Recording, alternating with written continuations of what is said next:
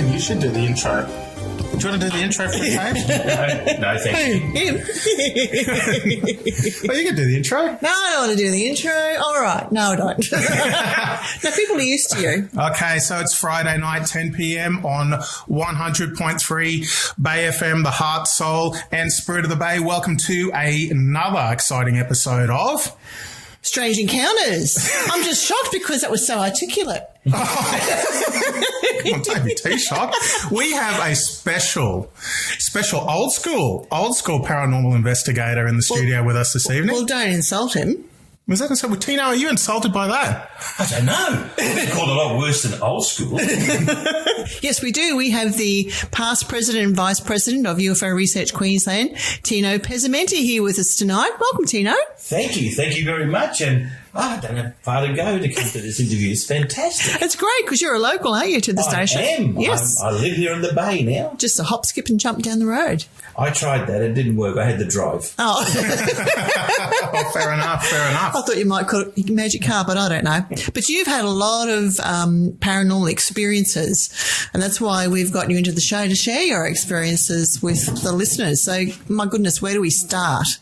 I don't know, but see, I never knew I did have all these experiences until I had to tell other people about them. And then I'd stop halfway through, look back and go, wow, did all this stuff really happen to me?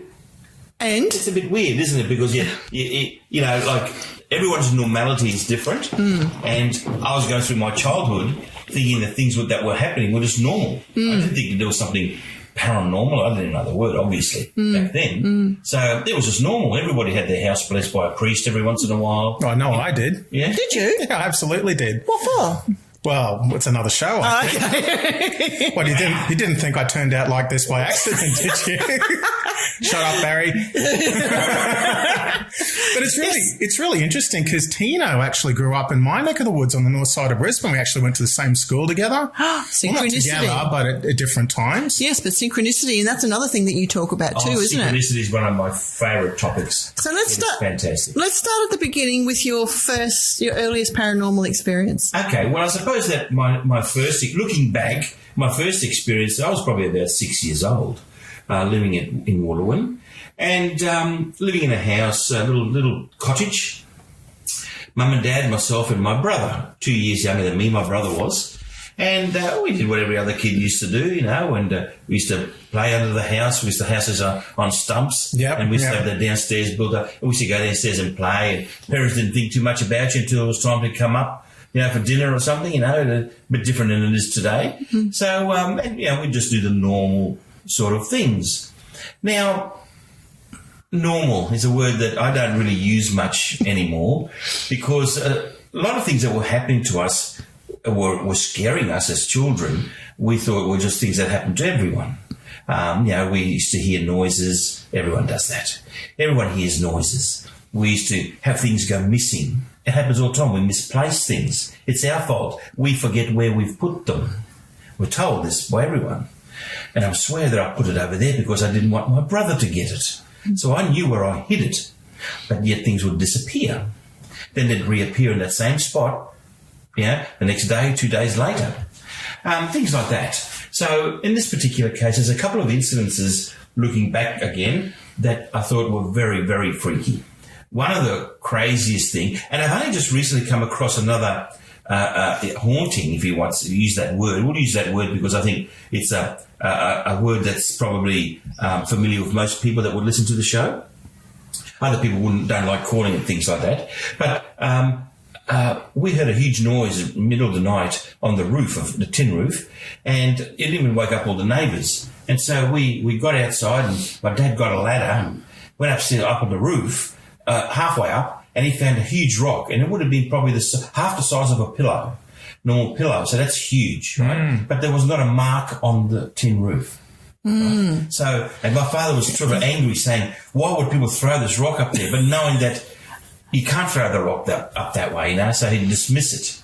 And only recently have I heard of cases where that sort of physical impossibility has occurred, where things would hit something and make a huge noise, and yet it might have been like a cork from a champagne bottle that was just sitting somewhere. It hit the wall and it made a huge bang, which shouldn't have, you know, it was disproportionate with the size of the object. So So, because this is what happens when you have, with me, when I had these experiences, as I grew up, I wanted to study more about them.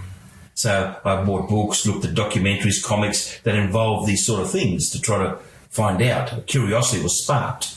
Another case, we used to have a little pet bird, and for some strange reason, it was a canary. It sometimes at 8:30 at night, it'll go a little bit crazy, try to fly out of its cage. And eventually it died. Now, whether it died because it was trying to fly out of its cage or just old age, I don't know. we got another bird, a budgie this time, 8:30 sometimes. Again, it would go crazy. On one particular night, now most people will probably remember the soft drink man that used to come around at the truck. Oh, yeah. The rattly truck with soft drink bottles, and we used to get those, and we used to keep them under the house because it was cooler. And my mum said to my brother, it would have been about 6:30 at night, go downstairs, going to grab a bottle of lemonade or something like that. So it took a while coming back up, and when he came back up, he was virtually almost, how can I put it, like if you got no strength left in your legs and you're stumbling up the step. And so we brought him upstairs, and my mother's really worried about him. He was sick. He looked sick. He looked pale. So we called the doctor who did house calls back in those days, and just put it down to it looks like he's suffering from shock. So maybe something happened. So when he was downstairs, did you hear any noise or no, nothing at all? So what did something happen to him or? Yes, after a few hours, he sort of came to, and he explained to us that he was walking towards the box of drink, and he felt someone looking at him. And he looked over, and you know how in Queensland here we have the houses on stumps, timber stumps. And he said that he saw a face protrude out of the column, the stump. Now, like the old Berger paints ads. Remember those old paint ads of the faces used to talk? It was a hideous looking thing. It wasn't a friendly face. So it wasn't there to help him with his colour choices. And coincidentally, we both become painters. A little bit more serendipity there. Yes, I've just put that together there. So this face protruded out, and my brother was shocked, and he's trying to move away from it, but the thing went around the post and followed him. Oh, wow. Oh, my God. And so then he just came upstairs. We could never figure that out. So we thought he's imagined the whole thing, And while all this is happening, there's always this constant little incident where my dad would hear cats underneath the house in the middle of the night. So he's trying to get rid of these cats. They're always meowing under there. So he put Besser blocks all around closed off the house. And then we could still hear them. So in the Besser blocks, some of the Besser blocks have got holes in them, So he put chicken wire to stop them. Yeah. And in the little corners. And again, every once in a while, he would always hear this cats meowing coming from a particular area. And one night he went downstairs, and he could hear the cats meowing in the corner, right? And he says, and there's nothing there. They must be on the other side of the wall. So he goes out the garage door, round to the front of the house, went there, and he could hear them cats meowing on the inside. So he ran back around the outside, in through the garage door, inside, but he couldn't ever see them.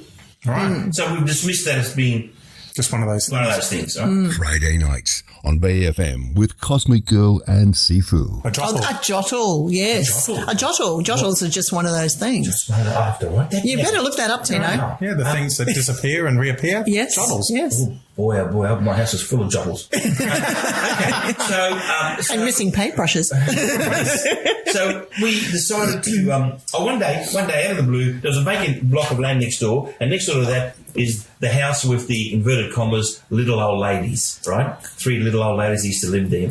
Anyway, there were some people in this vacant block of land, and they said hello to my dad, and they said that they used to live there and they used to have a house there, but it burnt down. No one got hurt. They weren't home at the time, but since then it's been a vacant block.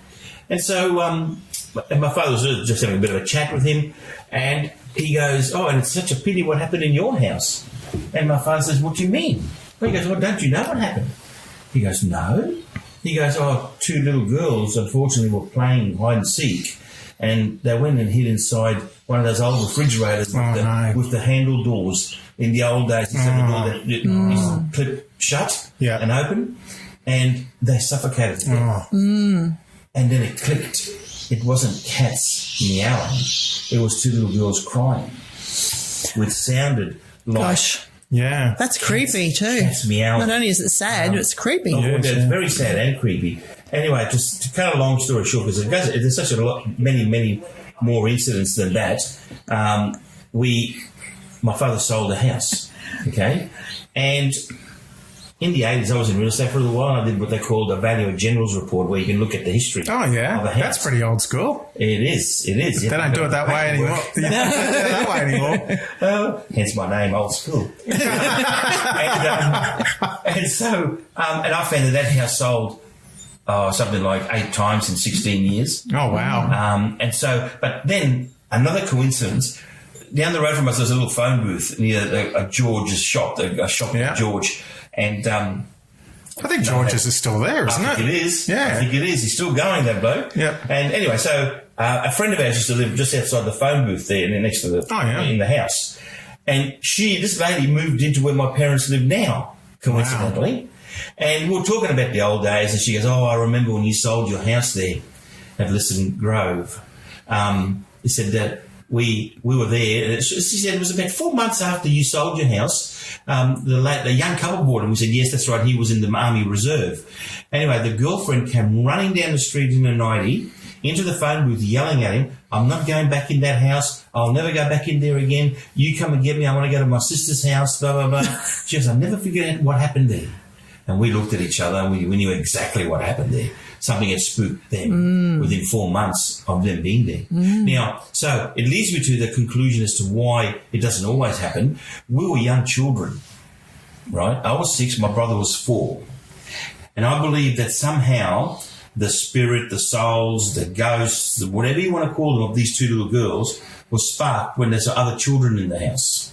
Oh, yeah. And they probably wanted to continue playing and like taking the toys and disappearing. Lots of little things happen and things manifest as these things intensify. So I believe it was always happening there because we were children and there was some kind of familiarity back in the house with the young family and it sparked the whole thing. So they were also happy to scare the pants off your brother too. Oh, yeah. But I think that's like a side effect of these manifestations. I think that let's just say that the 2 girls were spirits and they were coming to play. Like it's much more complicated than that. Yes. But let's just pretend for now. I think the fact that they were in the here and now where they shouldn't have been probably created some other effect and attracted other weird and crazy paranormal events. Sort of like side effects. Yeah. Side effects. That's the only thing I could put it down to. Magnetism in some description. Yeah. They say once a door is open, it's open. You can't control who comes in or out. Was there any sort of emotional intensity going on in your house at the time? Because I know that can be related to... We are a house of Italians. What are you talking about? I can guarantee you that there was never any minor incidents. They were either nothing or major. Yes. And yes. And look, and we're all very passionate people in my particular family. And so, my mum used to always dream of snakes when we were in that house. And that her dead sister who passed away would always come and comfort her. Right? And it only happened there. Any other place she's moved to, it never happened. How long were the snake dreams going on for? Years. Was there any dissent in the family or anything like that? No. Did she have any falling out with friends? Not that I know. I've done nothing like that. You wouldn't know much about that as a kid, though, would you? No, I wouldn't have known that. But, I mean, there would have been a lot of sorrow with the sister passing and things like that. And because my mum missed... she was finding it a little bit difficult to settle into Australian life. So it was a bit difficult for her. But still, that's every family has got those issues. But I think that, I don't know, whatever was in that house to my mother manifested as haunting snakes. My father always kept very quiet about things. With us as children, we just went along with things. We wanted to play with things. And so it affected everyone differently, but I think it was the same things that were going on. You know, so it's weird. But the one thing I have learned is that things are never as basic as that. Yes. It's always a much more complicated, and I can break every incident down and make a complicated story out of each little incident. And there was many more. There were many more incidences that occurred in that house. But that was sort of the basic ones. There's sort of layers of complexity, like you're saying, to these experiences, aren't there? Well, I think, like in the UFO world, there's the strangeness factor. Now, UFOs or paranormal incidents are strange as they are, but within that, people who study these subjects will find that there is a further strangeness factor in it, which makes it, well, this is, even for a UFO sighting, this is very unusual. Where to somebody, the fact that it's a UFO is completely unusual. Yes. It's high strangeness. Yeah, there's a higher strangeness factor. And I think that was occurring quite often. So I started looking into things like that a lot more. Well, that's what got me interested in UFOs. So then I'm reading the paper and I see a little advertising for a UFO meeting. And I thought, well, that's strange. That's not normal. I'll be interested in that. And we went along, my brother and I went along to our first UFO meeting. And then... And when was that? What year was that?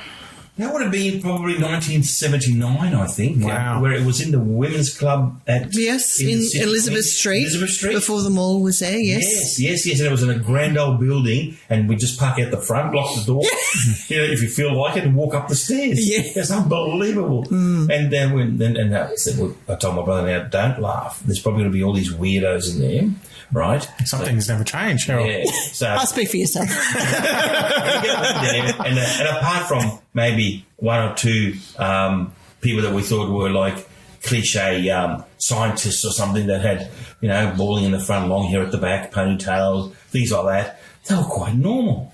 I was taken aback. I thought, they're just like us, thinking that I was normal. But and then I got interested in the UFO subject. Did you keep going to the meetings?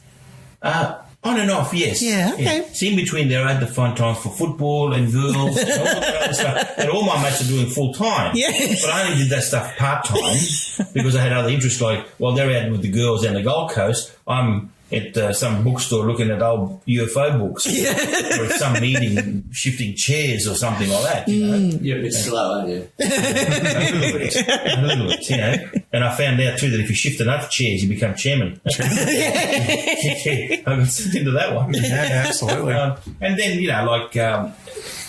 so now here I am, and I'm aware that other things could exist. Can I just take you back to when you were a kid and all this stuff is happening in your house? Obviously, folks being old world, and what sort of religious background did they have? Catholic. All right, so they would have had some pretty strong convictions about possibly what's going on. Did they ever get a man of the cloth to come in and spray some water around and some? This is so cliche. Some what do they use? Not frankincense? What is it? Yeah, some of those. Yeah, holy water, but some of those oils they have the little thing that they swing around with all the smelly stuff that comes out of it. It's so funny that you say that because I have a friend of mine who's a comedian and he does ethnic comedy and he's very successful. Is that a thing? Ethnic comedy? I could get into that. Come and see me after the show. And bring your microphone. I could do all the coconut jokes. What coconut jokes? No. Friday nights on BFM with Cosmic Girl and Sifu. Islander jokes. Oh, God. Oh, no. I want to hear the alien jokes. Alien jokes. Yeah, we could do them too. Sorry, Tino. We're just talking about cleansing your house. Come on, Cheryl. Avoid your coconuts. Stay focused. Stay focused. Your focus needs more focus. You think we're politicians. Yes. And the funny thing, why I was going that way is because, being ethnic family, you do things a little differently anyway. So here we are. My mum got the priest in to bless the house because there are some things that she can't quite put her finger on that are going wrong. Oh, yes. So she thought so this is how the priest comes in and he does everything that my mum told me never to do. Tino, don't splash water around the house. I don't want to do that. So she allows a stranger to come in, right, prance around the house, speaking in a language I don't understand. That's swearing. Throwing water all around the house. I'm thinking, I'm not allowed to do that. And I thought, well, afterwards, when this guy goes, I'll give it a good blessing. But anyway, so she blessed the house. I'm at school the next day. What did you do? Oh, we went to the beach. We did this. And what about you? Oh, nothing. We had to have the priest come over and bless the house. And they'd look at me strange. I'm thinking, again, that's normal. Everyone gets their house blessed every once in a while, see? But she did. Absolutely. She got someone to come and bless the house. And you, of course, you know the story, eh? If you do have a ghost and you get the priest to come in and bless it, they charge you $100. And if you don't pay him, he'll have the house repossessed. I love it. I remember that joke back then. It's bad enough being a kid from, like a migrant or immigrant family. I mean, I went through that as well because everything's different. You dress different, you eat different. It's cool. And you're trying to fit in. And then you're going to turn up to school and tell people that you've had your house blessed. Because that's happened to me. That's why I'm laughing. I turned up to school and I couldn't speak English in grade 1. Oh, yeah. Both my parents were Italian. They've only been here a year. My mum's only been here a year. And the nun calls my mother and says, listen, excuse me, you Mrs. Pezzimenti? Yes. You're Tino's mum? Yes. We have a problem. She goes, what's wrong? And the nun said, Tino can't speak English. Oh. And she looks at her and she goes, Ma, who are you? And the nun says, I'm his teacher. You teach. What's the problem? What's the problem? I don't see a problem with that. So here I am trying to grasp the culture, the language, and behind all that is these events that, in my mind, were normal. And I'm starting to find out that these things are not normal. The thing is, though, talking to you, and this is what gets me really excited because my family, big extended family, very, very similar experiences. And in a house that I stayed in Hendra in the 70s, same stuff, off the hook. And we had to get a priest in 3 or 4 times. Wow. If we paid him, we'd ask for our money back because it didn't work. It really didn't work. But there was a whole lot of there's a whole lot of commonality in what you're saying. So the listeners are out there and they're picking up a sense of commonality here too. You're not alone. This stuff is happening everywhere. If it's happening everywhere all over Brisbane North in the 70s, I dare say it's happening everywhere right now. But you know what we do as human being growing up in the city, if someone hears something, don't be silly, it's just footsteps, or it's just the house creaking. We dismiss things straight away, like doors slamming, right? It's just the wind. Hang on, there are no doors or windows open. There should be no wind. If the windows are shut, don't worry about it, just go to bed. And so if we do want to, because once you start asking questions, you're basically investigating, aren't you? Yes, absolutely. So here we go. We've got someone who's starting to ask questions and straight away they're shut down. Okay? Don't be silly. Oh, you baby, just go to sleep. There's no monsters under your bed. And, and we do that. So what if we all change for once and just say, oh, did you hear some noises? Let's go and have a look. That's it. That's exactly right. And from experience too, there are monsters under the bed. And if it's real or imagined, it's still real to the child. So there are monsters under the bed, and we need to talk about it, and we need to investigate exactly what we're dealing with. Yes, absolutely. And I reckon encourage the questions and investigating things rather than just destroying the idea. Yeah. Because this is funny how we destroy the idea of some things, but the Easter Bunny, Christmas, Santa Claus, we keep going. Even as adults, we want to keep that stuff going. Oh, but you like the cornerstones of religion. Like if you look at some of the things that people believe in every day, like if you took away, I guess the label of Catholicism or Christianity and you communicated the exact same set of circumstances to someone, like i.e. some dude gets nailed to a piece of wood, dies, and somehow comes back 3 days later, they'd send you to the loony bin. Absolutely. And I'm always surprised that, like in a lot of world religions, they're formed around one individual having what we would call a paranormal or supernatural experience. But that part of the whole story is just conveniently pushed to the side or forgotten. Absolutely.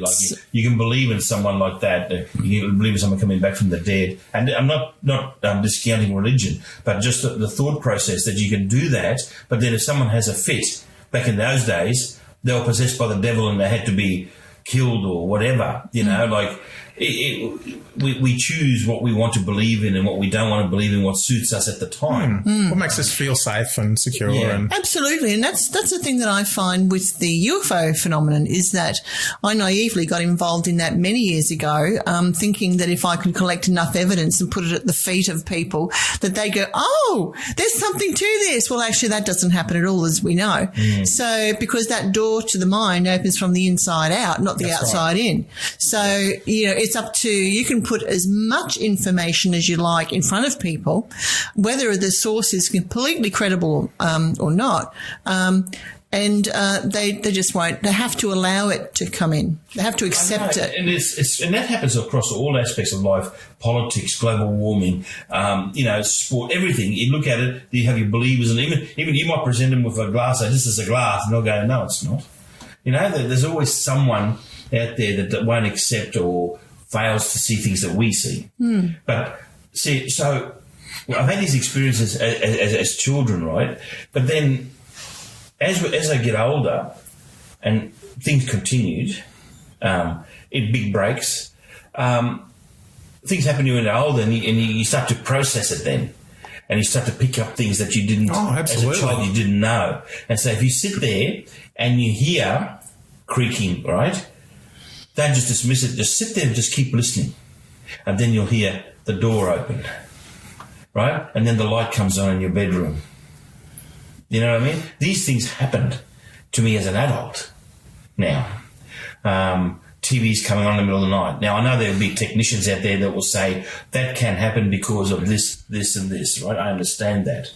But if you put that into the whole story that I've got, not just fragment the story and chew away and throw away bits that you think, take the story as a whole, and the story is told to you as a whole story. Friday nights on BFM with Cosmic Girl and Seafood. Come to a conclusion with that, not just little bits and pieces. It's like in the police world, if you've got evidence, you must take all the evidence and put it together. You can't say, oh, this is just a pin here on the ground. Tino, not unless you want to set someone up. Well, that's another story. I don't want to know. But it's funny, like when you talk about the situation with the cats when you were a kid, and mistaking that noise, which was possibly the cries of the kids that passed away in the fridge. We had with a young girl a very, very similar thing, and I was a kid, and I used to see her all the time, and she used to come to the end of my bed all the time. I didn't know who she was. Members of my family used to see her too. How old were you? Very little. Very, very little. So, and I was actually quite scared to go to bed, not just because of her, but a few other things. But I'll concentrate on this young girl because there's a funny story.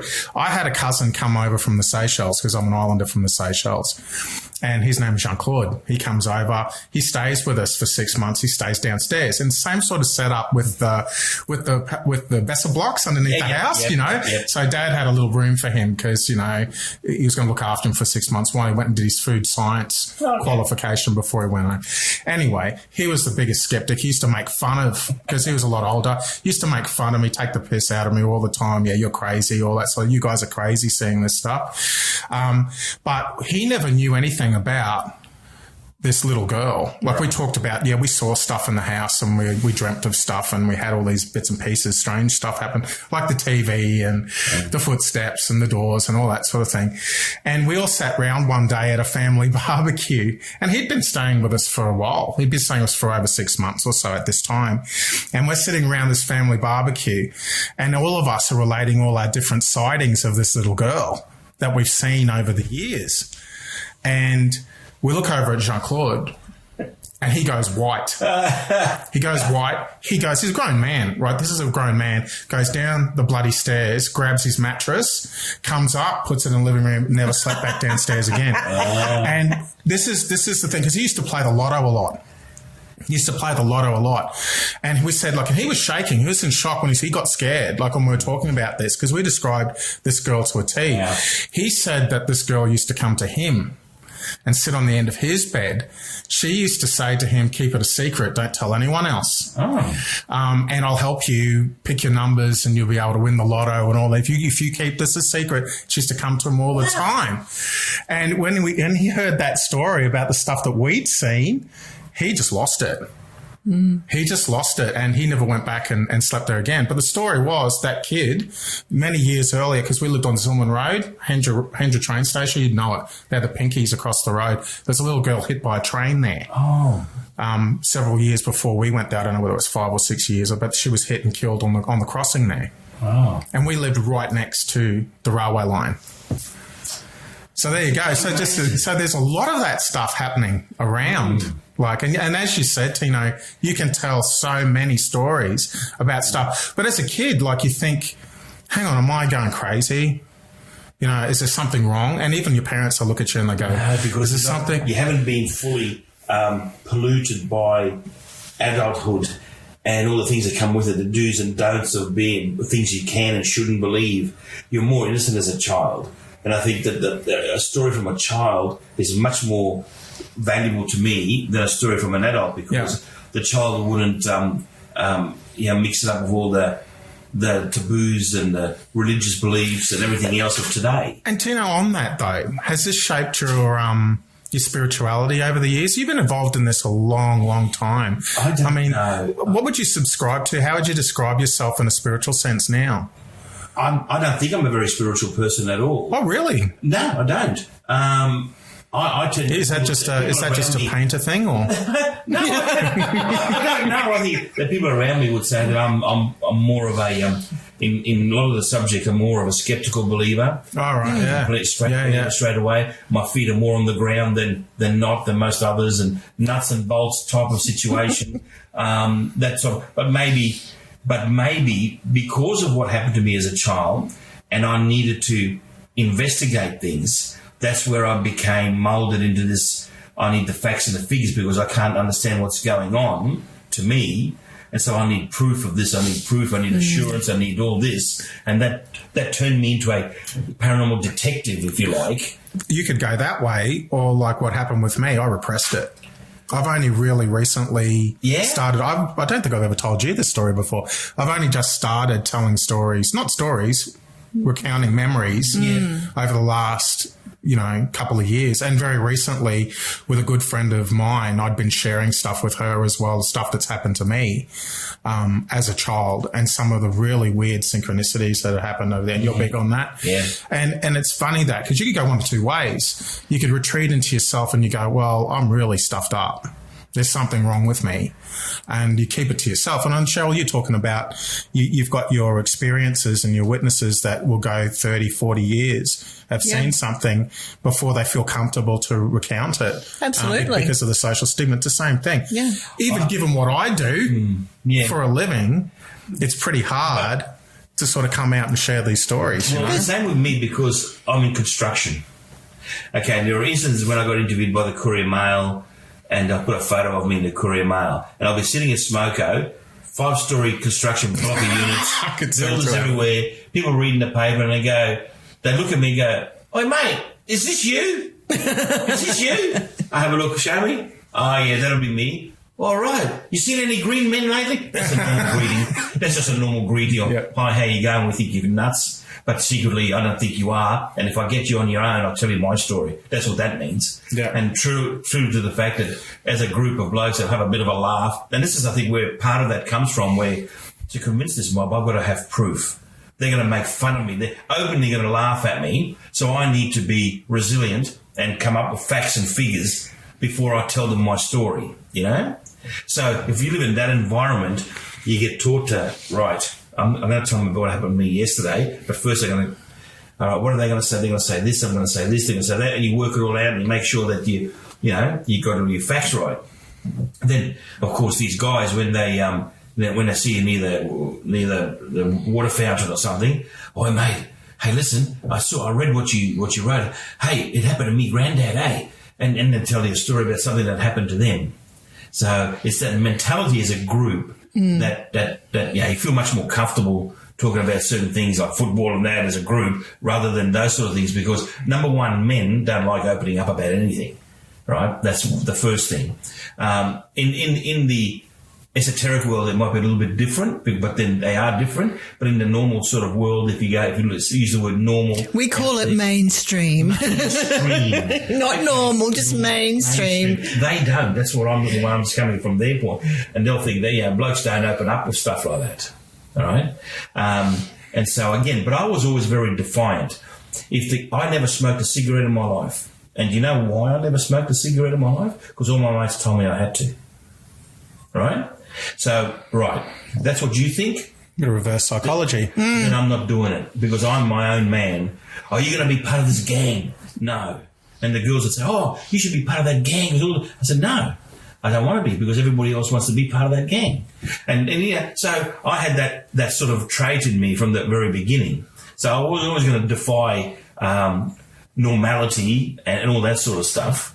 And maybe I felt probably more comfortable talking about things like this. So are you saying that's how your sense of defiance, which is your part of your personality, did that serve you in getting information out to people, or did that sometimes make you butt heads with them? Oh, both. Because you get two different types of people, many different types of people that come to you. Yeah. Know? So if I was at, it's very hard to explain, but a lot of people believe that if something like this has happened to you, you automatically become a spiritual person and you believe in everything. Well, I don't believe that's it. I could believe in UFOs, but not believe in ghosts, and vice versa. There are people out there that will believe in ghosts, but not UFOs. The mistaken belief is that once you're in, you believe in everything. And I don't think that's true.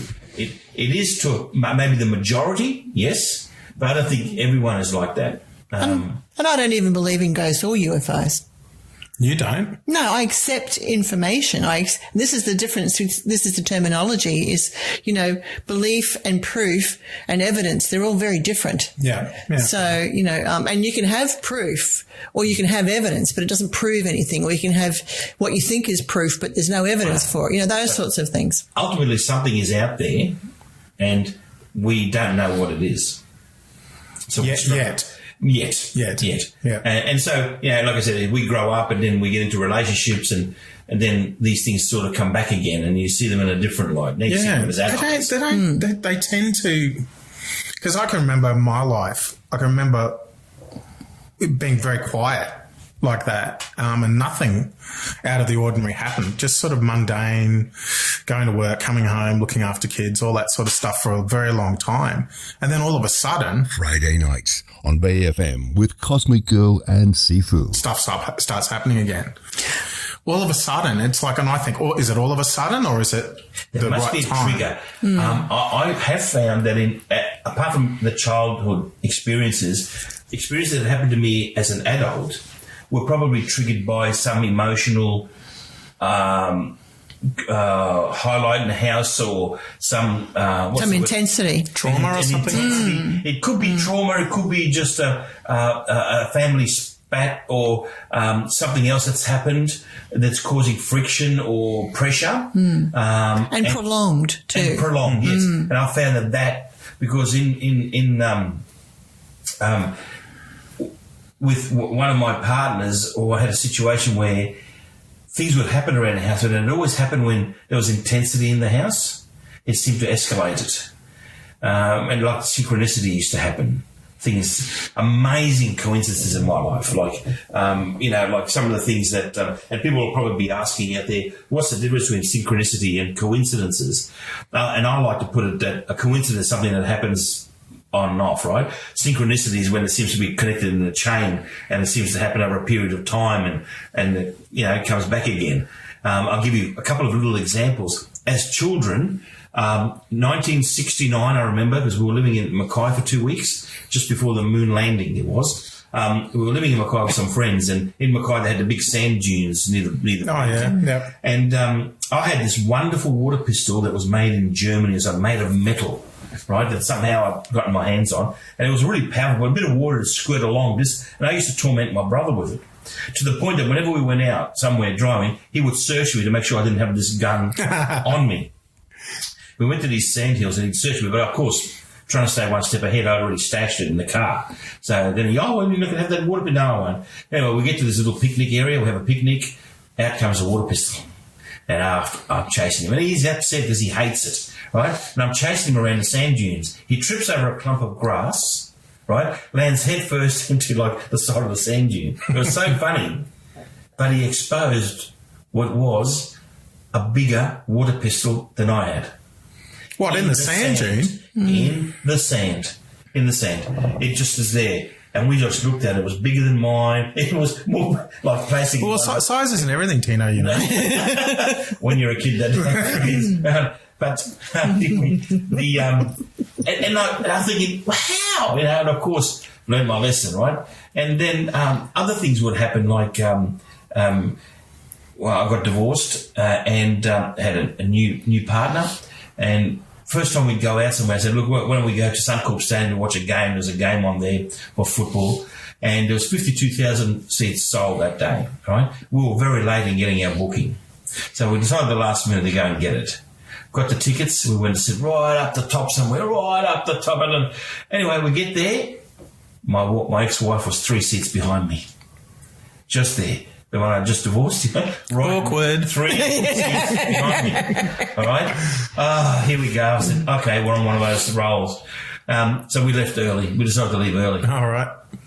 We're jumping a couple of puddles in the, as I'm going over towards that little restaurant area. Started to rain. Some of the people left early as well. This lady left early. She's in front of us. She trips over the puddle. I said, oh, no, quick. And I grabbed her arm. I said, oh, you all right? And it was my ex-wife. What do you think that's telling you? Oh, it's telling me lots of things. Well, what do you think, though? Well, I don't know. There's some kind of energy still connected. And somehow... Vibrationally. I don't know. Yeah. I can't put it into words. But it doesn't finish there, this incidence of synchronicity. But wait, there's more. So I'm driving on Sanford Road, right? Yeah. Another, exactly, Ferny Hills. Yeah. And I get a phone call from my ex because we still got children. We had to communicate about different things and everything was fine. And what I'd done, and something I've never done, I booked a weekend away with my new partner to Melbourne, staying in this little niche hotel. There's not a big name, and it's one of the side streets. And I was talking to my ex, and then she says, oh, by the way, have a good time in Melbourne.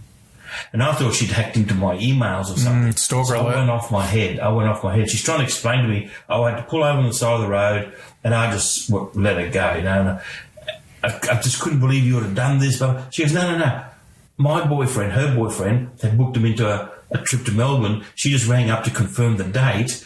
And because it was the exact same hotel that I'd booked in, and she still had the same surname. The exact same hotel. Yes. Yeah. When she told them the name, Pezzimenti, which is unusual, mine came up first. And they go, oh, yeah, on the 15th. She goes, no, we're supposed to be there on the 18th.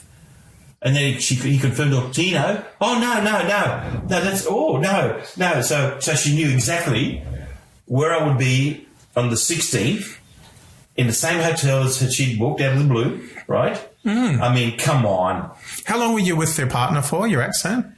At that time, it was probably 6 months or so. No, your ex. So your former partner, you were with her before you divorced for how long? I was with her 24 years. 24 years. Yeah. And So you run into her, you have the seat very close to her at the football, you pick her up from tripping in a puddle, then you, out of all these people, 52,000 people, and then you book into the same hotel. Yeah. In Melbourne. Yes. And I should have learned this lesson in 1982 when we got married.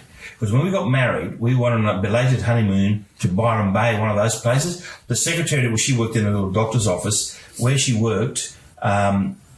This girl that worked in there says, oh, I've got a 3-bedroom apartment down at Byron Bay. Why don't you and Tina come down one day?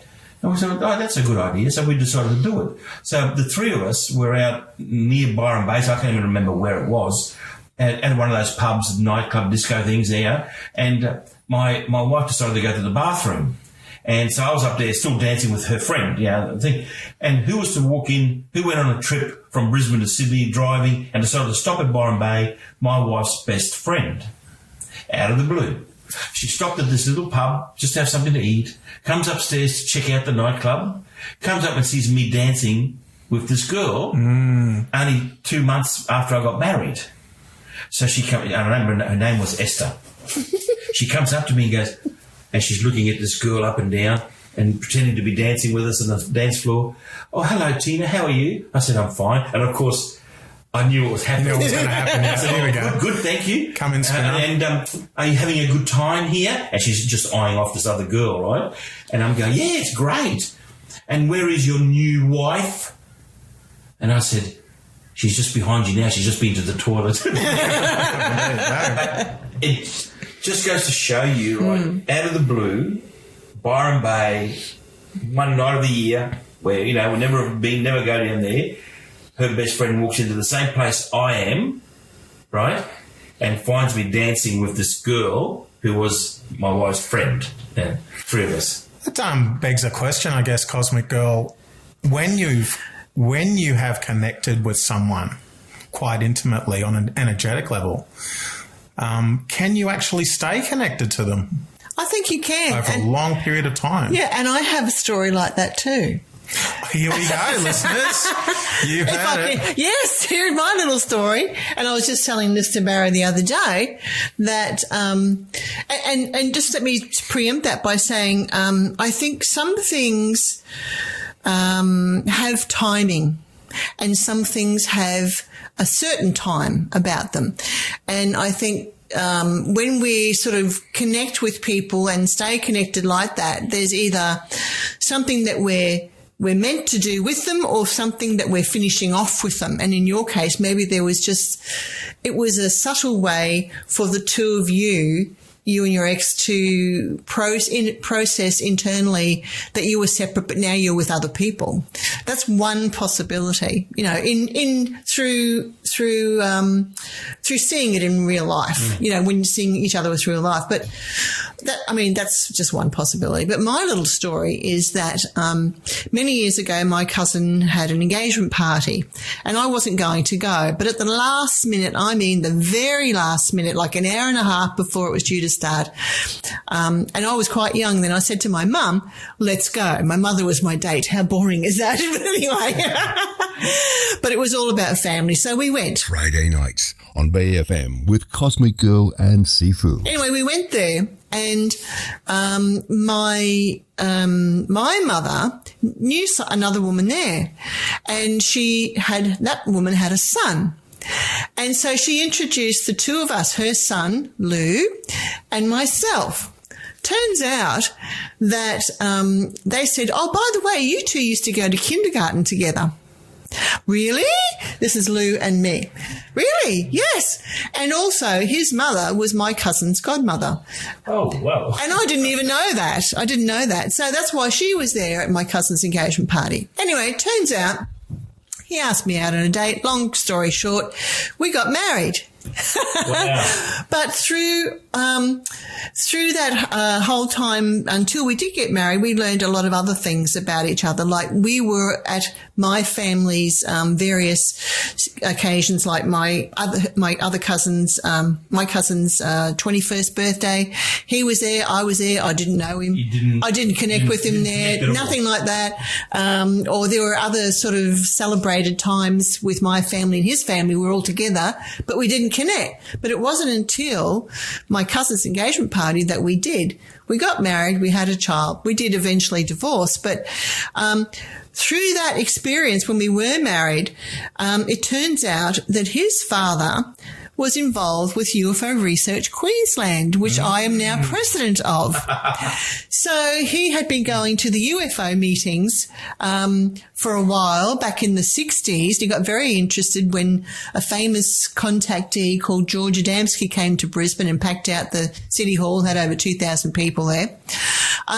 So even though I was very open to the paranormal and extraterrestrial life, it wasn't until I married Lou and got to know his father, and his father was actually instrumental in reawakening my interest in the subject and becoming active with it. So, and if I hadn't married him, I wouldn't have met my father-in-law. My father-in-law wouldn't have done that for me, and I wouldn't have gone on and got involved with the UFO group, and here I am 31 years later. So there's a lot of synchronicity there. Instrumental in your evolution. Yes, and your absolutely. development as a person. Yeah, and there's a whole lot of other stories like that, but that's been a huge one. So you really got to be grateful for these connections and these relationships, because you just don't know, how important they are to you. You don't. And how important they are going to be to you. Yes. That's right, because if you stand at the end of that pathway and you look back and say, look at the journey that I took. But as you're taking that journey, it doesn't look that way. No. You don't realise sometimes that you're on a journey. It could be quite harsh. It could be quite harsh. And some of these experiences aren't all... It's okay to sit here now in broad daylight or nighttime, whatever it is, where you're somewhere and talking about it, and you think, oh, yeah, that's okay. But at the time, they don't feel the same. Then they're not always lovey-dovey, and sometimes they're quite scary. And people always say to you, and I get upset when people say, you shouldn't be afraid. You know, they can't harm you. They can't do any harm. It's just that you don't understand it, and that's why you're afraid. I said, no. I said, you got to live through it. In the middle of the night, lights coming on, things falling off the shelves and breaking, scaring your children, all that aspect of it. I said, I don't appreciate that part of it. I said, it's intrusive, and I think it's a kind of attack on my little world. And sometimes I have a right to be upset or worried about things. It's not all. It only seems that way because you don't know how to interpret it. I don't believe in that. I think that there is good and bad. There's a yin and a yang. There's a black and a white. That's very interesting in itself, because Cosmic Girl and I, Tino, have been interviewing a few people recently who are of the opinion that there is no good or bad at all. So they're not polarized in their philosophy in terms of spirituality or even in terms of energy. Would you agree with that, Cosmic Girl? I'm not sure about good or bad. I think that my personal feeling is that there are some things that are not useful and you don't want them in your life. And then there are other things that you do. You want to feel supported by higher spiritual allies, and there can be the opposite in our reality, I think.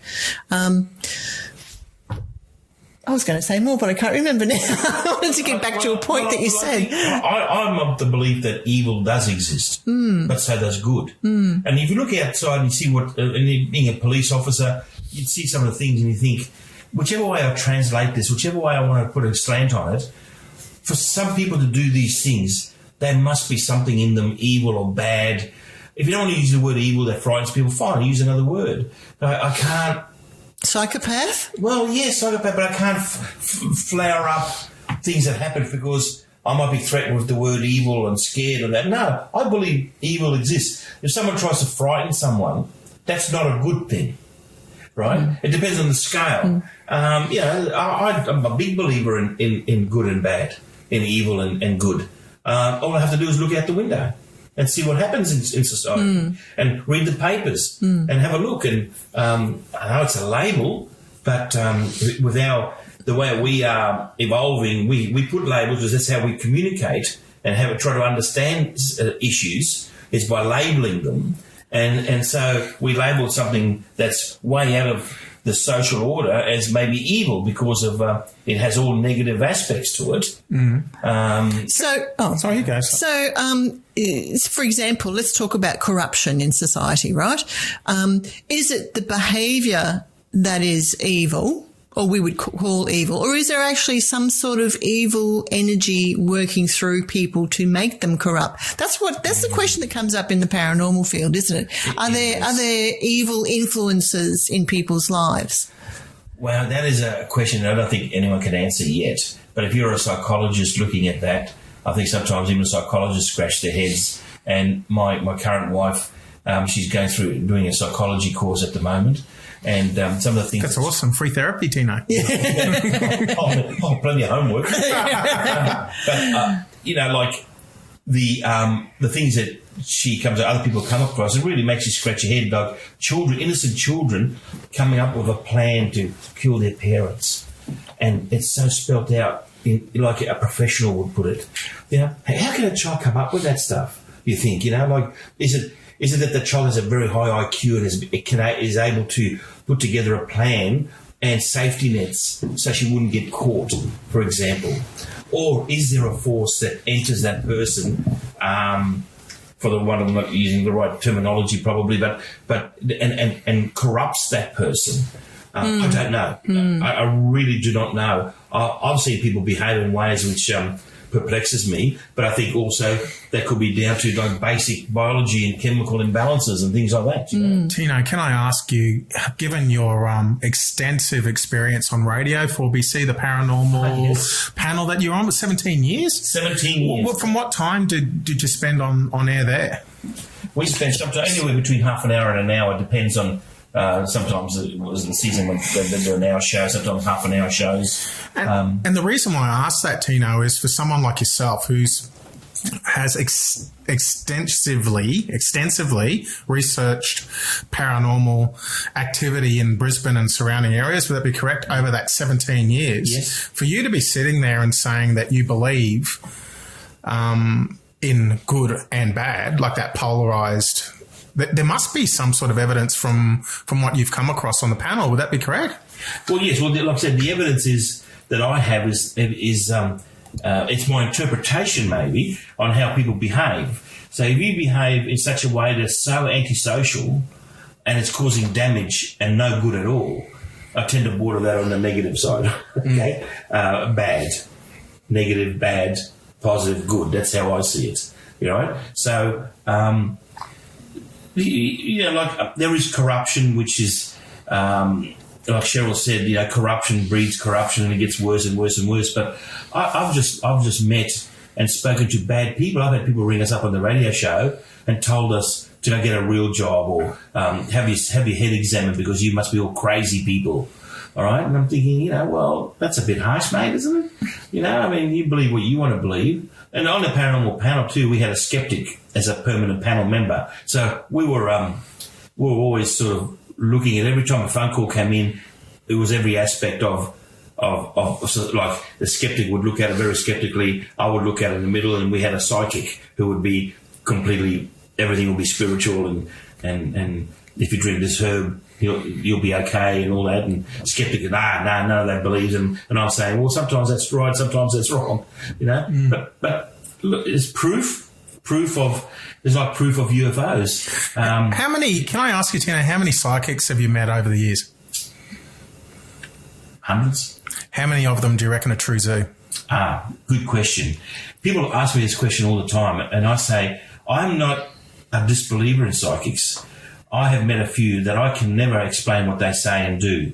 I believe a lot of them jump on the bandwagon because their friends tell them, oh, you must be psychic, you did this, or you knew someone was going to call, and they quickly categorise themselves as psychic, buy a bunch of tarot cards and start, Friday nights on BFM with Cosmic Girl and Sifu. And I'm thinking that, you can have tarot cards. The tarot cards are just cards. It's the person behind them. Yeah. It's the person that's using the tarot card that's got the power, not the cards. That's right. All right. Well, I bought a set of tarot cards, Bazza, but they were just for the pictures mainly. Oh, God. My friend played poker with a bunch of tarot cards. He died. I bet he didn't see that coming. Unless you mind, you think I'll get a medium to find them, a psychic to find them again. I got a bad deal there. But it's true. Like, I believe that probably, dare I say it, most think that they're psychic. I don't think they're out there to deceive people. I think they might think that they're more psychic than ours. I think we all got a degree of psychicness. Hey, what's the word, Cheryl? Psychic ability. Yeah. All right. I think all of us have something in us from 0 to 100. All right. Why are you, like, Cheryl, Cosmic Girl's pissing herself laughing here. What's going on? You're looking at me. I was about to say, he's asking me because apparently I'm the oracle. I don't know. Like, Cosmic Girl's our go-to as well. We say, what do you think, Cosmic Girl? And usually she has an answer. Not on this occasion, though. Well, I would have an answer if I could get a question in. I think even with insanity, right, and that's an old term, I think that all of us have got some insanity in us, whether it's 1% or 50% or 100%. Yeah. As if we're all in that scale. And the same with being psychic. I think we're all in that scale, but we don't know where we are. But when you start taking responsibility and affecting other people's lives, like, come to me, give me $50 an hour, and I will read what this and this and this. I think there's a responsibility there. All right, because looking at it from the other end, I was friends with a few people that went to psychics and then became addicted. And I had a plan. This guy was a painter. He had a bunch of plans for a house we had to paint. he would not let me quote it until we first brought those plans to the psychic. She went over somehow and gave him a yes or a no. So, I mean, that's the scale end of things, right? I mean, you know, and I'm thinking, well, okay, well, see, that's affected your life in such a way that you can no longer make decisions on your own. You're always thinking about, should I ask her? You know, a complete stranger for some advice. So I'm thinking it's a dangerous thing to do. However, I've had people come up to me. I had a lady come up to me once. I was setting up to give a UFO talk. They're one of these little groups that something like a Rotary Club, something like that. And I had a headache. And I very rarely suffer from headaches, right? Very rarely in my life I ever have headaches. And so, but I did this on this particular day. And I'm setting it up, and she calls me over. She goes, "Excuse me, young man." She says, "I'm just picking up that you've got a bit of something's not right with you 100%. I thought, no, I'm okay. Not thinking about that. She said, "Oh, sorry." She goes, I said, "I've just got a slight headache." Yes, she goes, "Yes, but for you that's completely unusual, isn't it? Otherwise I wouldn't be picking it up." I said, "I suppose you're right, you know." She goes, "Do you want me to help you with that?" I said, "Okay." So I sat down, and she stood up behind me, and this may not be a psychic, but this is, you know, giving my point. And she touched me on the hair, and just said a few things, and sure enough, my headache went away, right? And other people were watching by this time. And she goes, "What did you feel?" I said, "Oh, when you were touching my hair and that." She goes, "I was nowhere near your hair." And the guy next to me said, no, she was about at least 30 centimetres away from you. Wow. Just putting her hand. And I felt her hand. Oh, I definitely felt her hand, right? So there are people that have got abilities out there, and I admire the people that keep it to themselves and are not opening up. I've had my wife went to a psychic at a particular suburb, a long way away from where she lives, because people have said that she was very good. I said, "Oh, that's interesting."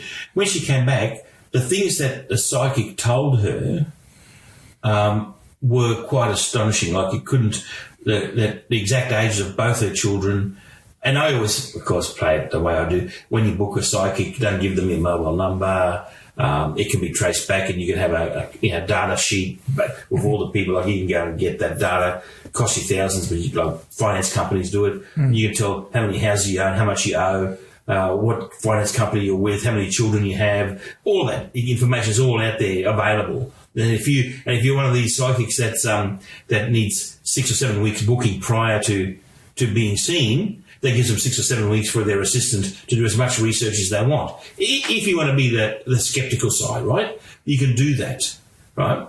And you have all the information about these people. You go cold turkey, it's a different story. You don't give them any time. So if they're telling you the age of your children, the first letter of their name, that an incident happened last week of your pet and all this, and they don't know you from a bar of soap, then you've got to say, well, you know what? There's something to it. There's something to that. And I still believe that. I just don't believe the majority of them are. I believe that there are psychics out there that are good, that are very good. And I believe a lot of them out there that want to help people and believe they have those abilities, but probably don't to the extent that they think they have. Cosmic Girl, you have questions. Ask some questions. Oh, well, I'm actually just percolating on what Tino said. I don't agree fully with everything, but I do agree that we all have abilities. It just, some of us exercise them and some of us don't, just like a muscle. It's like a psychic muscle, I guess you could say. And sometimes people can have experiences and those higher faculties are turned on spontaneously, say through a near-death experience or having a close encounter or even like, walking in a crop circle or even more mundane thing, well, not mundane, but worldly things like the loss of a partner or, suddenly losing your job and going, oh my God, what am I going to do now? And like you can have a complete, like an awakening experience. And with that awakening, that psychological and emotional awakening, you can, all these other abilities can switch on as well. So, and sometimes, a lot of times people just don't know what to do with that. That's what I was saying. They don't know. Don't know what to do with it. No. So if you're someone like that's not used to this sort of thing, you want to switch it off and put it away somewhere. Yeah. Well, some years ago I was on an internet TV show. I was the UFO paranormal, go-to person on that show too. And this woman had Skyped in from up in the Burnett region, and she was suddenly started speaking in tongues, but she had no clue what it was. at the time. One of the co-hosts of the show thought it might have been what people commonly call star language, or, whatever that means, but supposedly some sort of alien language. And so she said, I don't know what it is. I was just going about my business, and all of a sudden I just started speaking this language, and I just don't know what to do with it. It's freaking me out, basically. And I just, said that you're not alone. Sometimes that can happen to people spontaneously. Asked about what was going on in her life, et cetera, and there were a few intense emotions going on around her life at that time. So, so we it's like these abilities lay dormant in human beings, in the human species, for various reasons. And I think when, for example, with Indigenous people, as they live more closely to the land, they need to be more in touch with what's going on, right? So, and that's our ancestors we're talking about, and that's been passed on through our genes.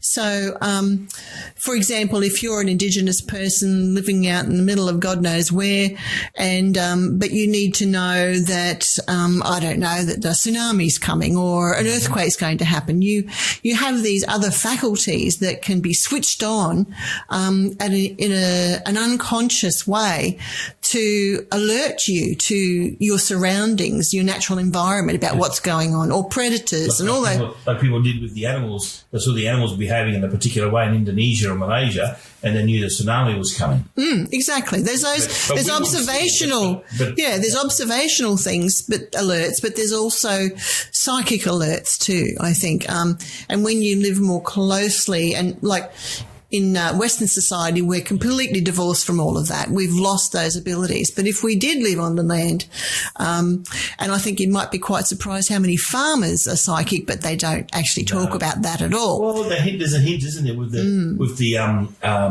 water divine, yes. It's crazy that. See, the old farmers, I think that's psychic or anything like that. They just think it's something that happens. And yet, if we look at it, we go, that's completely psychic, and it's really strange. I've always thought about that. The crusty old bloke doesn't believe in anything else, but will go around a little rod and find water. Friday nights on BFM with Cosmic Girl and Sifu. Well, you've just described my father. Probably described most of father. Yeah, he's always lived close to the land. He's always had horses. He's always been on properties. And I remember he always dug wells, and he'd find them with particular branches that he'd use as a diviner, and I'd see it. I would see him doing it. That I guess it's a particular sort of wood he used to use, willow. like willow, was it? Yes. Okay. Thanks, Bazza. And thank you, Bazza. And it would bend. I would see it bend. It looked paranormal. It would bend down to the ground. So you're looking like holding this V-shaped willow stick, and then it comes down into a longer willow stick, and then so he's holding like a Shanghai, the top part of the Shanghai, and then the longer part, he'd just walk along and he'd think about finding water, and the stick would move and point down to the ground where the water was. That's amazing. Now, is it? Well, I've never heard of it like that before. Well, is it amazing, or is it just the way things are, but we don't know about it? I see what you know what I mean? Yeah. So, or is it just quite natural? I'm sure you can get that bloke's grandson. That was my father. Oh, their father. We'll just pretend that someone's grandson out there. You get some of the grandson to go and do the same thing, they would never do it. Possibly not. And yet my father is one of those crusty country types, who are very practical and very level-headed in regard to dealing with things on a property. But he was also someone who ran away and lived with Aboriginal people when he was younger too, so and saw a lot of interesting things there too. Yeah, I do that with coat hangers. Coat hangers, Bazza. Yeah, you cut. I've seen that. And you bend them into like a little gun shape. An L-shaped.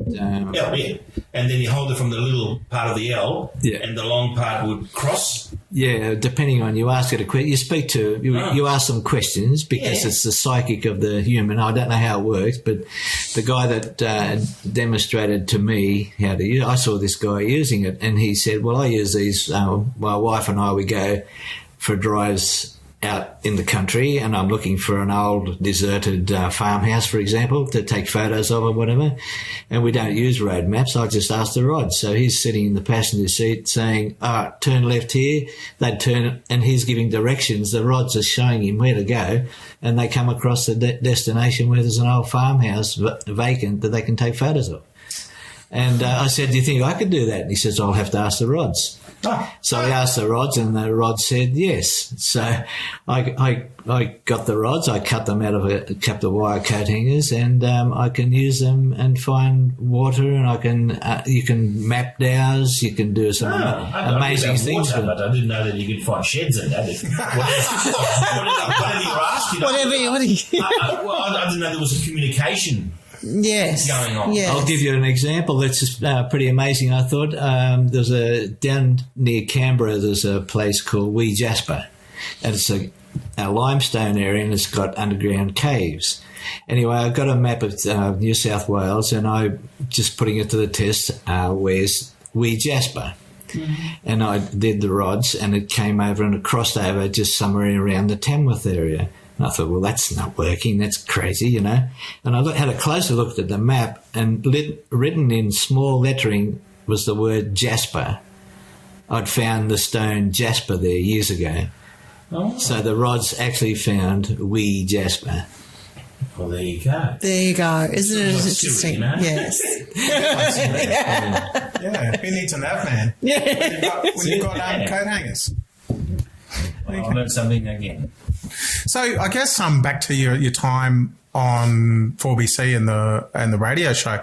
Have you got any top stories for around the Brisbane area that you could share with our listeners and Strange Encounters? Stuff that's really stood out over the over the years, I guess. There are so many. Have you got one in particular, Cheryl? Well, I'm remembering tuning in to listening to you one night where someone had a near-death experience, and then when they were out of their body, they communicated with a deceased sibling who had died before they were born. Oh, yeah, we got a lot of phone calls Lots of like that. those, yes. We got a lot of phone calls like that, and I mean, the near-death experience one is quite interesting because I remember one, a young man, I think it was, had a near-death experience, and he remembered rising up to the ceiling in the operating room. But he remembered seeing a pair of gym boots, shoes or something like that. Those, the ones that they put over their shoes, I think it was. Yeah, those little, up on the shelf.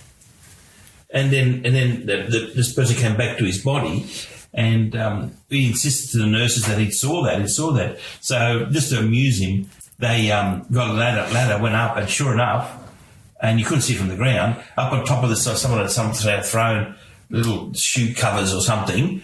Right up on top of the shelf, you could never see it unless you. They'd be those surgical covers, wouldn't they? Yeah, probably. It was something like those that, plastic or slippers. Yeah. I can't remember, but there's so many stories. One of them was you were talking about the little girl.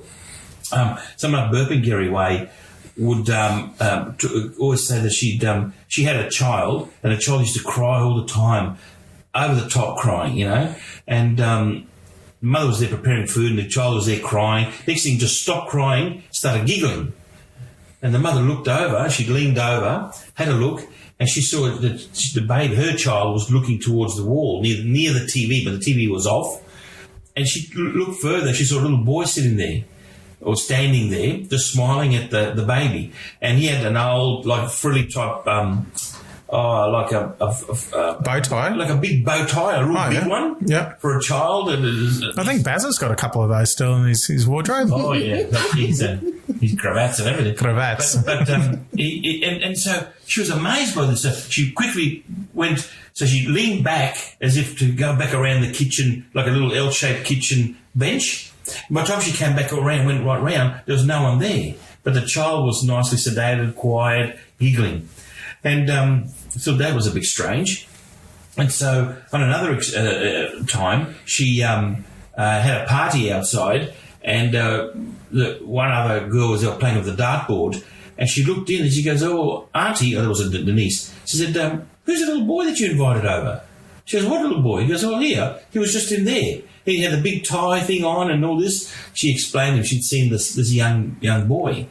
And that was the house where they had this guy who was had a little bit too much to drink, went to bed, wakes up in the morning, has a little glass next to him with water, and there was an egg inside the glass.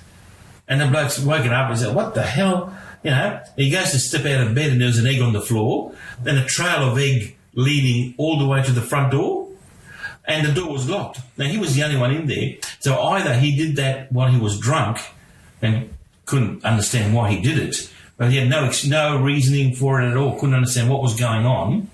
And another time the neighbours called her to see if she was okay because there was grey smoke in the hallway. And when the woman went to have a look in the hallway, there was a grey mist in the hallway, and it just condensed and went through the bathroom wall into the bathroom.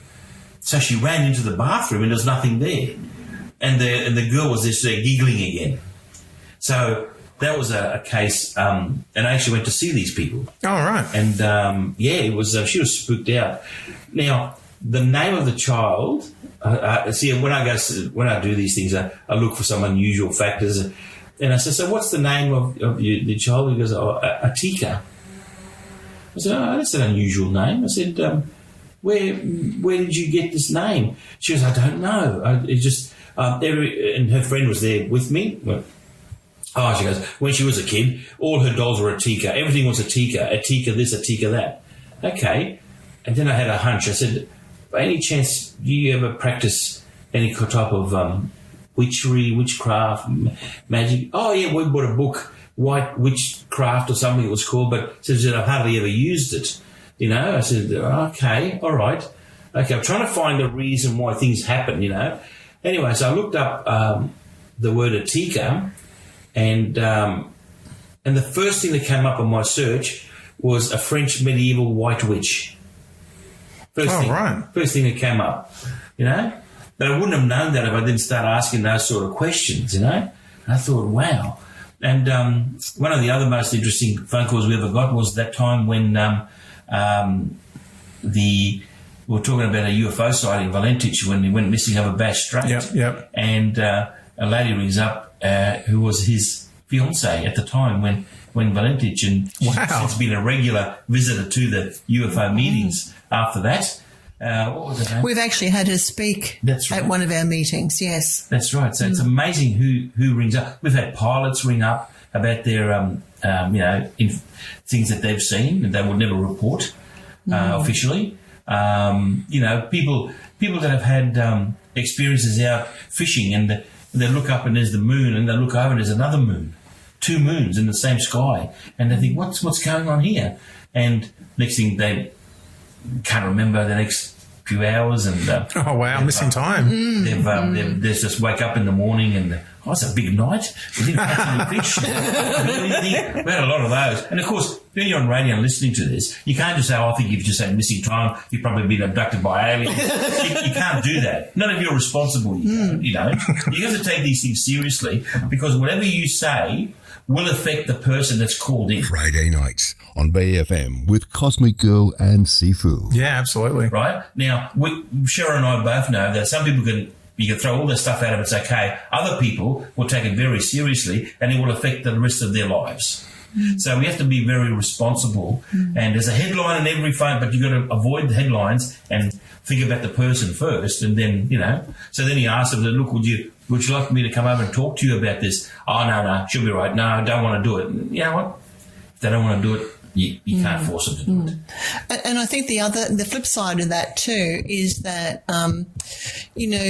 people ring up to tell their story, and in the telling of the story itself, there's some healing because they may not have told it for decades.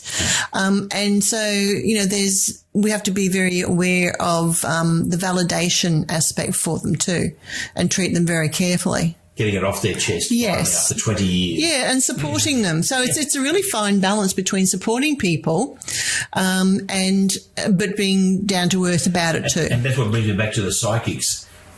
There has to be an element of responsibility on the person that they've come to. Let alone the fact that they're paying you money sometimes, right, to do this. There has to be that responsibility. And I've seen bad. There's good and bad and everything. UFO researchers, there's some terrible ones. I've seen a guy trying to tell his story about being abducted and what he thought.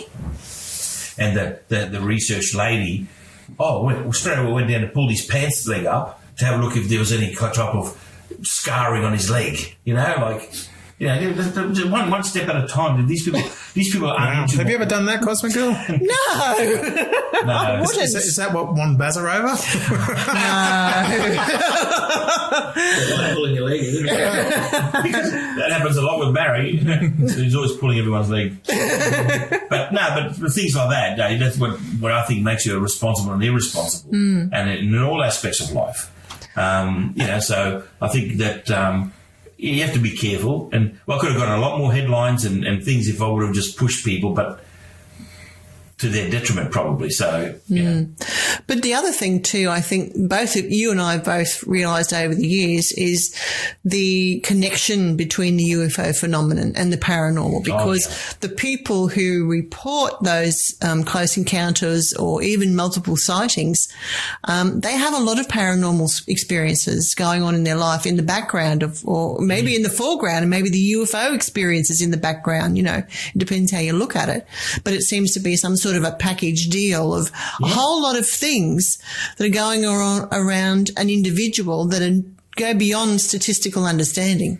It's something that one of our hosts, Ian Maurice from 4BC, picked up, and whenever people would ring him about the UFOs, he would say, "Hey, and have you had any other paranormal experiences that you may not," because he saw the pattern himself, and he thought, "Oh, this is interesting," And sure enough, like Cheryl said, a lot of times people have had other experiences, and they sort of played on that a little bit with Close Encounters of the Third Kind, the movie, where the bloke had an obsession with art.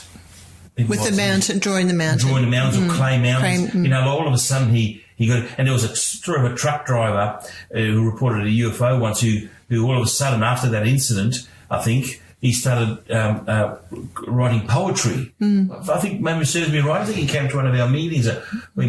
Someone mentioned it anyway along the line. So all of a sudden this burly truck driver loved writing poetry. So, our mind's got all these different little things. There's the artistic part and there's this part. So something sparks in there and that part of your brain starts up in your 50s or 40s, whatever the age is. These are little things that we probably, I wasn't aware of when I started researching stuff, but then started becoming aware of it, that nothing is just black and white. It has it's much more broader than that and so intertwined. And, once your mind is open, it's able to receive a lot more information. So, it's very complicated sometimes. Just, I guess too, along those lines, in terms of when you're talking to people and you're trying to discern a bit of fact from fiction, or whether the person's suffering from some sort of psychotic episode or some degree of psychosis or is unstable psychologically, some of the people that I've met, that I've talked to, and one of the things that stands out for me is the whole ego thing. If they make it about themselves, then chances are it's bullshit. If it's about the experience, then it's more likely, for me, it rings truer. There's a lot of people out there claiming to be special, and then not. I have a perfect example of that, a situation where one guy was trying to recruit people for a meeting. I went along to this meeting to see what he was on about, and he was saying that, people will see, I'll be at a shopping centre and people will see a UFO above me, right above the shopping centre, and they'll say, "Who is that man that the UFO's above?" Because that's what you'd say. No, people will be saying, "What is that up in the sky?" And see how, and you think, bring it straight back down to him. And I used to call that the I, me factor, which you got to be careful with as well, because sometimes someone may have an experience and believe that it's all about them and get overwhelmed by it. Yeah. All right. So that the experience actually happened, but then that person's personality might change because of the incident, or because of the way they can handle or can't handle the incident. So you've got to be like, you could be a drunk and still see a UFO. And people say, "You saw a UFO?" "Yeah, I had a bit to drink." "Oh, you were drunk." Yeah. And I know the credibility goes out the door, the ability to write facts, but a drunk will still have a UFO sighting, right? But so you've got to be a little bit careful. But yes, I tend to agree with you that if it's all about them, like I've been to many strangers' houses and they start talking about UFO, then the conversation, you end up being in the middle of a scene of X-Files where there's a guy next door, and I think he's with the government. He's probably listening to us right now, and so just whisper, and I'll make noises with my teacup while we're talking. And Cosmic Girl's laughing. Is it? You're picking up something there? It's so true. It's so true. So many of those like I have. Oh, right. And it all becomes so they get you there on a phone call that I think I've seen a UFO. That's it. All right, I'll come and see you. Yeah, where was it? I was over here, and then it just becomes this big thing that you're stuck in. Then they want to ring you every 20 minutes to tell you, I've just been down the shopping centre, I think someone's following me, or, Right. So they exist. But I think that they're examples of people who don't know what to do with it. They can't handle it. They can't process it. In some cases, that's what happens. It throws everything in their face, and suddenly they lose trust in everything that they thought that they knew.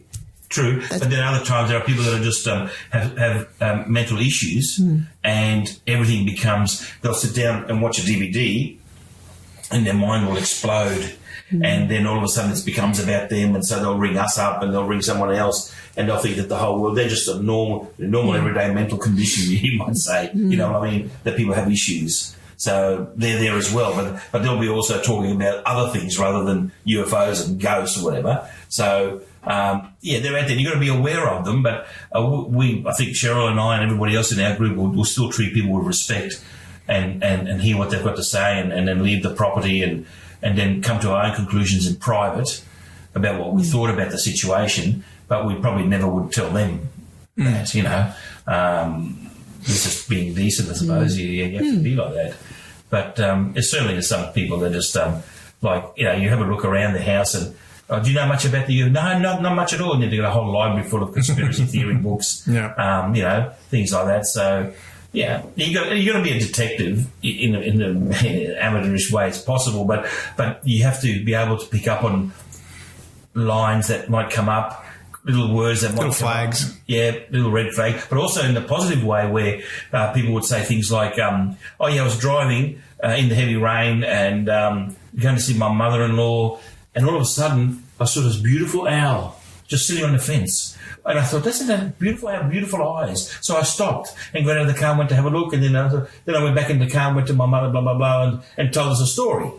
Now, that's a red flag for both, or red, yellow, whatever you want to call it, flag for both Cheryl and I and Barry, because we know that in a lot of the UFO abduction cases, people have been distracted by something and they would do things that they would not necessarily do, like stop, get out, go and have a look in the bush, come back out, right? And It's almost like a person who wants to lure a child and uses lollies and uses something that might be in your own head that you think I'm attracted to make you to get out of the car or conform to what they want you to do. It's almost like, and that's another thing that we pick up on a lot. A lot of people say things like that, or a deer stood out. I've never heard of that before. That's interesting. Yeah, it's not uncommon at all. Yeah. Lots of things. It could be anything. Cow, it might even be a cow. There was one gentleman who was telling me this, that he had received an emergency call that his father was in hospital, and that he just jumped in the car and floored it, and as he was driving in the middle of the night to get there in some, not in the city area, but in the rural area, he came across this really, really large thing that was in the middle of the road. It was like a big black blob. He pulled up, and he got out of the car, and then he walked towards it, probably 30 metres away, and as he was walking towards it, because he thought that's a dead cow, dead bull or something like that, right? Because it was so big. And as he got closer, he could see that it was actually, he could see light between it and the roadway. Oh, wow. So it was actually just floating very close to the road, but not on the road. And he looks at it, bends over, can see the light underneath it from, 10 metres away, and goes, that's no cow. And then the next thing he knows, he's in the car driving. Yep. And he has no memory of what happened, but getting in the car and taking off again. So, the things can happen like that. Yep. But again, it's just, I guess it's fairly, what's the word that you used, Cosmic Girl? Not normal. There was something else that you used instead of normal. But there are a lot of everyday people out there that are having extraordinary experiences, aren't there? So you don't really have to be special to be experiencing this stuff. No, not at all. But I would recommend that people let someone know, seek out an organisation. And if they do. Need to document it. You need to get it off your chest first. Yeah. You need to document it to a bunch of people who are not going to make fun of you, who are going to take that sighting or incident very seriously, and at least have it down somewhere for other people to deal with later. So who are they going to call, Cosmic Girl? They're going to call me, I guess. If they want to contact me through UFO Research Queensland, or they can call us with Strange Encounters, or contact us through the Facebook page. Yeah, absolutely. What's the number for the station, Cosmic Girl? And the number is, what is it? I don't know. 38210022. 38210022. During office hours, speak to our friendly, non-judgmental, compassionate staff who will pass your details on. At Bay FM. And the other thing too is, Cosmic Girl, we have been getting some really great feedback recently from the radio show, haven't we? There's all sorts of, you've been getting messages from... Oh, yes. Yes. Looking at me puzzled. You're the one who told me. I'm thinking, which messages is he talking about? Not the abusive ones. No. To ourselves. Yes, people, and we really want to say thank you to our regular listeners. We appreciate that you tune into the show every Friday night. And there's a lovely lady who comes to our UFO meetings who drives in from Redcliffe, and so and she listens to the show on the way home. So lovely. Yeah, there's a few of them out there, which is really good, because we're in the business of educating and informing the public about these things. So that's what we're all about. Yes, we are. Thanks, Tino, for your time this evening coming into the studio. Thank you very much. Thank you both for having me here. It's been great. And what's the future hold for Tino? I don't know. Tino's probably going to get bored soon. He wants to start back and talking to people. And I'm on my sabbatical at the moment, so I'm sort of working and not involved in things as much as I used to be. But I think that's going to change soon. Yeah, I can see that. Yes, I know. There's a lot of passion over there, isn't there, Cosmic This Girl? isn't healthy coming and doing this. You know? The kids are at home, the things are running amok now, the computer's going, and I'm here just talking to people about a subject that I like. Yeah. Well, that's awesome, isn't it? Yes, it is. You couldn't ask for better than that. You've got to follow your passion. Yeah. You do indeed.